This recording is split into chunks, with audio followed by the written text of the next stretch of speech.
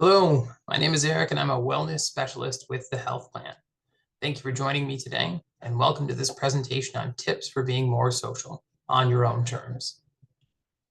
Our objectives today are simple. I want to share tips on how you can better connect with others, encourage you to do so on your own terms, and help you navigate the use of digital devices in social scenarios. Let's start by acknowledging that there's no right or wrong way to put yourself out there and be social. It's perfectly okay if you don't accept every invitation or venture out every weekend. The key here is that you get to choose how you spend your time.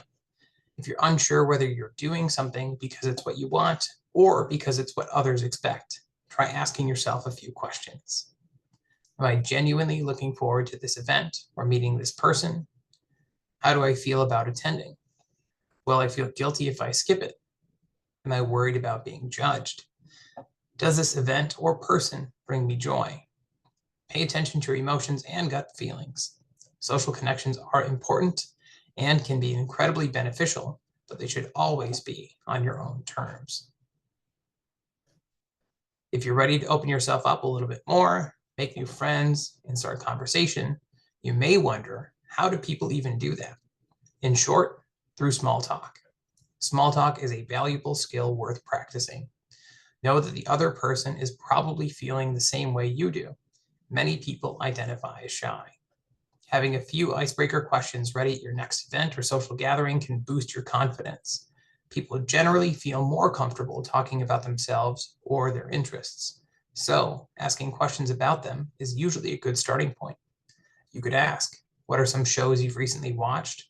What's your favorite restaurant around town? Best spots for coffee? Where was the last place you traveled? What did you enjoy about it? And don't hesitate to share a bit about yourself too. For example, I just moved here from Florida. Does it ever get warm here? I love music. Are there any local bands I should check out? Everyone likes to feel seen and heard, and being a good listener is one of the best ways to connect with others. You can do this by being curious and genuinely seeking to understand where the other person is coming from. Give the person your full attention. Don't interrupt or talk over them, and ask follow-up questions to show that you're really listening. Keep in mind what's important to this person. What are they excited to share? What do they value? Be present and resist the temptation to continuously glance at your phone. You'll stay more engaged in the conversation and connect more deeply with those around you. When in doubt, say something nice. I liked your presentation, for example, can brighten someone's day and open the door to a conversation. Make sure your compliments are sincere. Pay attention to what you genuinely like about a person so that your compliments are meaningful. Notice the small things that make someone unique. This can make your compliment stand out. Instead of complimenting everyone on the same thing or focusing on physical appearance, consider personality traits or unique qualities. Chatting with a stranger can be a big step, but it's an opportunity to turn acquaintances into closer friends. There's nothing like getting to know those around you and feeling like part of your community. Start a spontaneous conversation with your local barista or ask a neighbor how their day is going. Use the small talk suggestions we discussed earlier. Interacting with a wide network of people can contribute to your well-being and sense of belonging. It's fine to listen to music or a podcast on your way to work, but take a moment to glance at your surroundings or offer a friendly nod to others. This can make all the difference. Another step towards meeting new people is exposing yourself to an engaging environment.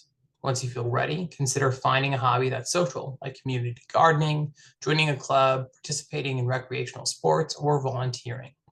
This allows you to exercise your social skills and expand your circle. Strike up a conversation before the activity starts. You'll find it's easier to talk with others when you share common interests. If you're new to the area, these can all be excellent ways to connect. Social networking sites can help you find these opportunities, but remember to prioritize the personal connections you establish within your group, using social media as a supplement rather than a substitute for interaction. If group settings aren't your thing, call a friend and set up a one-to-one visit or consider video chatting. It doesn't need to be anything elaborate, just enjoy each other's company. Think of someone you miss or would like to spend more time with. Pick up the phone and make some plans. Rather than sending a text or Facebook message, try calling instead. You'll be able to communicate more clearly, and it opens the door for ongoing conversation. And whether you're on the phone or in person, avoid scrolling, texting, or scanning background apps while talking. Multitasking is a myth. Our brains can only jump back and forth between tasks, which divides our attention. So make it a priority to be present during these conversations.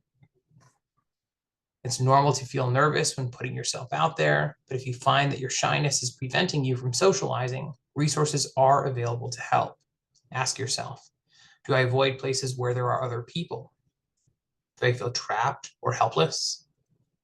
Am I afraid of leaving my home for extended periods of time?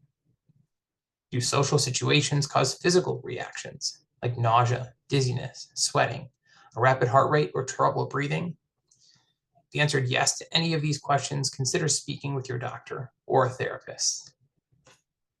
Being social can look different for everyone. There's nothing wrong with staying home, preparing a meal, reading a book, working on crafts, or watching a movie. When you're ready, try some of these tips that work for you and find joy in connecting. Thank you for joining me today. I hope this advice helps you navigate social interactions on your own terms, and good luck out there.